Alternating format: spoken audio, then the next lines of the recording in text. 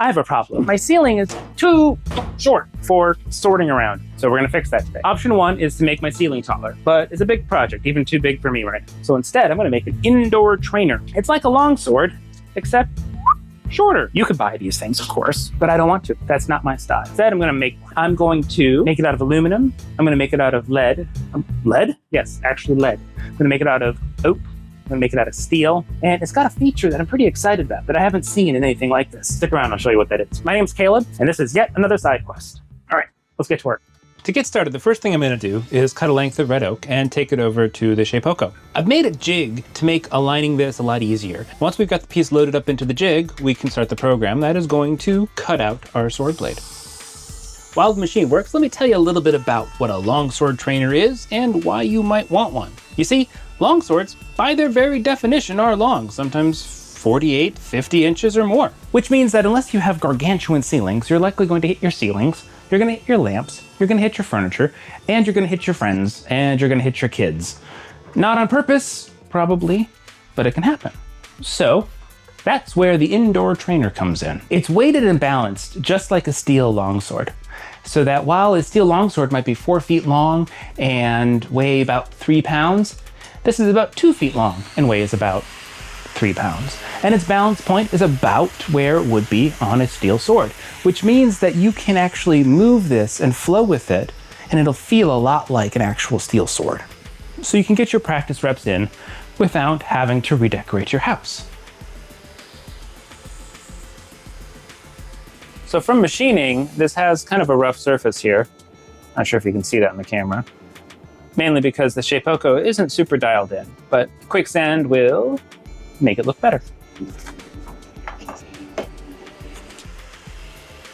You know, now that I'm watching this, I'm realizing I probably should have been working on top of the downdraft table, not just next to it. Forgot I need to put a radius on these edges, so I'm gonna go do that now. In order to attach the aluminum pommel to the wood handle, I'm gonna have to screw it in.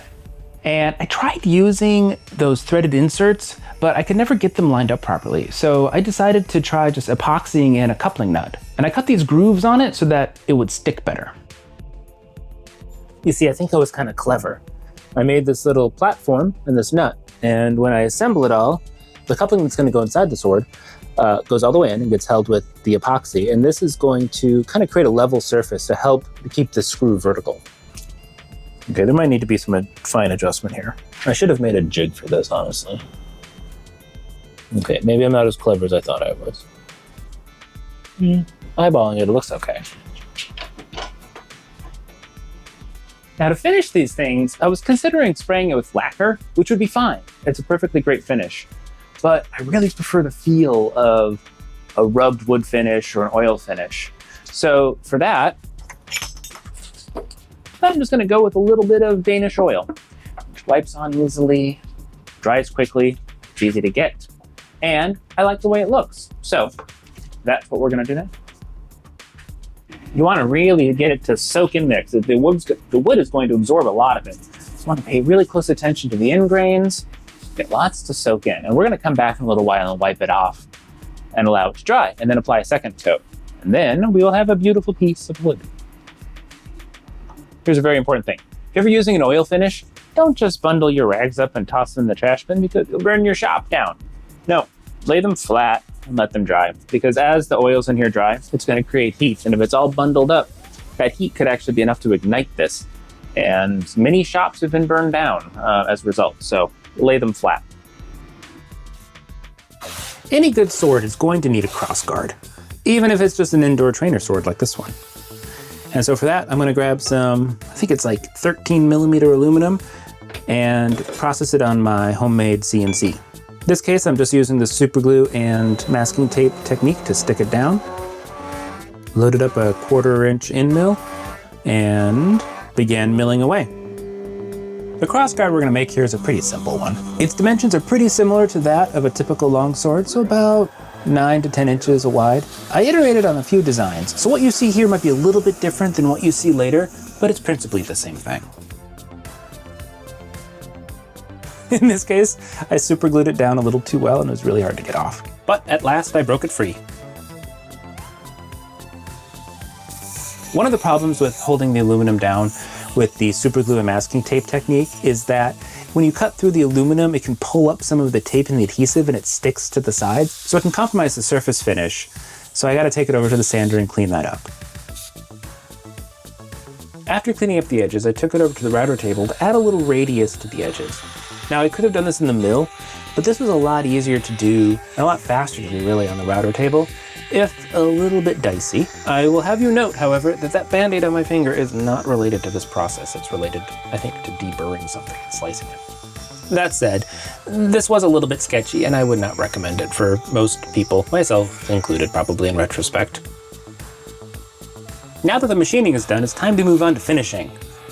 And in the finishing, we're just kind of cleaning up all of the mistakes we made previously. I found these really cool fiber wheels at Harbor Freight. They're really inexpensive. They do a great job of cleaning up the aluminum. They take out a lot of the tool marks without removing too much material.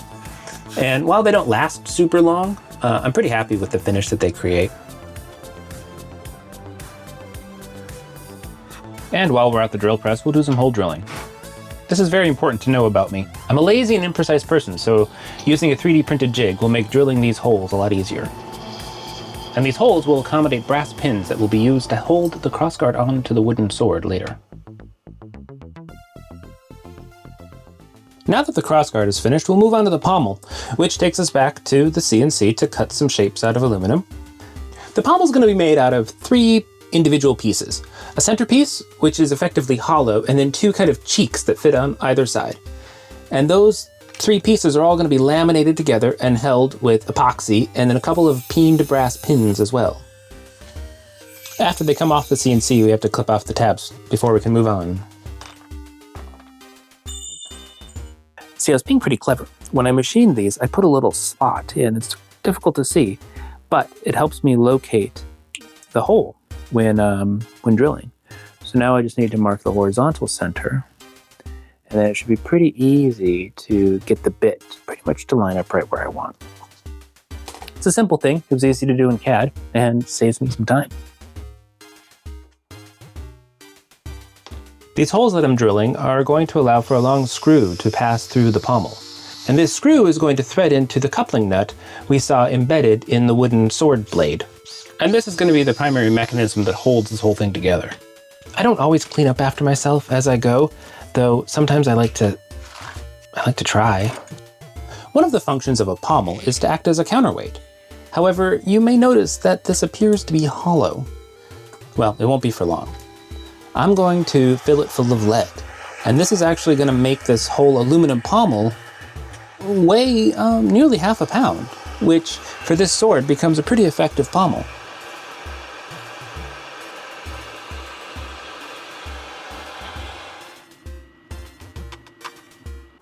So now that I've assembled these lead-filled inserts, it's time to assemble the whole package, which includes 1 cheek on this side, and then awkwardly, another cheek on this side. Ta-da! And we're gonna epoxy these together and then use some bolts to temporarily clamp it. And then once it's all dry, I will put in some nice brass pins. So let's build some sandwiches. So the lead gets encased with some epoxy and all this aluminum into some sort of terrible toxic sandwich. I'll let the epoxy cure for a while, and when it's done curing, I'm going to peen in some of these small brass pins. Peening is the process where you take a soft metal like brass, when you pound it into the hole and keep pounding, it deforms and swells up into that hole and creates a pretty tight bond, really. These pins are going to add a little bit of mechanical structure, and I think they look cool. Here. Now we gotta just trim off some of the excess here. Once we have our peened pins trimmed, say that 3 times fast, we get to go back over to the buffing wheel and give this pommel a nice polish. Oh boy. And we'll just hit it with a little bit of Scotch-Brite to kind of tone it down a little bit. We're not making a mirror. Slightly more matte finish. That's an okay little pommel. Here's a pommel and crossguard set. One of the challenges of making a sword out of wood and aluminum is to make it feel like it's made out of steel. And a good way to make a wood sword feel like steel is to make it out of steel. So here I am, grabbing a length of mild steel and beginning to create some weights for it. I think I probably spent more time making these steel weights on this sword than like any other part, even though they are objectively some of the simplest parts. I think it's because my shop isn't particularly well equipped to work with steel, and I was kind of learning as I was going as well. Once we've got the shape shaped, we're going to sort of smooth it out a little bit and get to drilling some mounting holes. I think if I were to do this again, I probably would have just had these laser cut.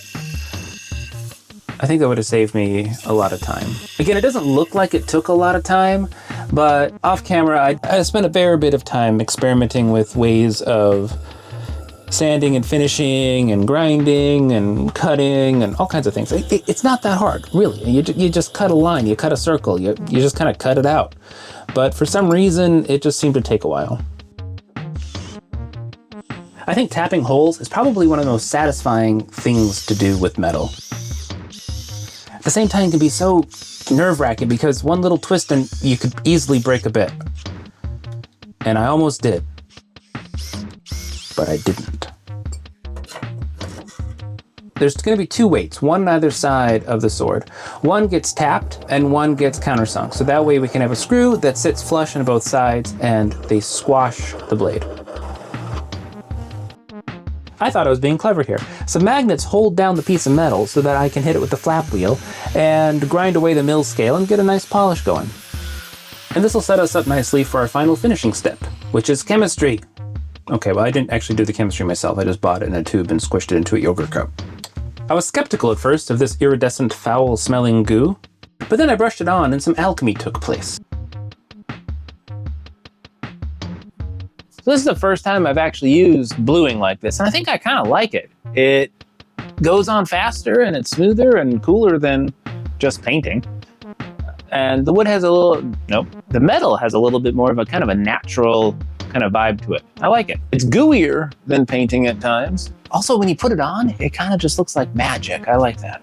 But evidently I have to let this soak for about a minute and then rinse it off with water and then soak these in oil or give them a hearty rubbing down of oil. And that'll help kind of protect them. So I'm gonna let those soak for, I don't know, a long time.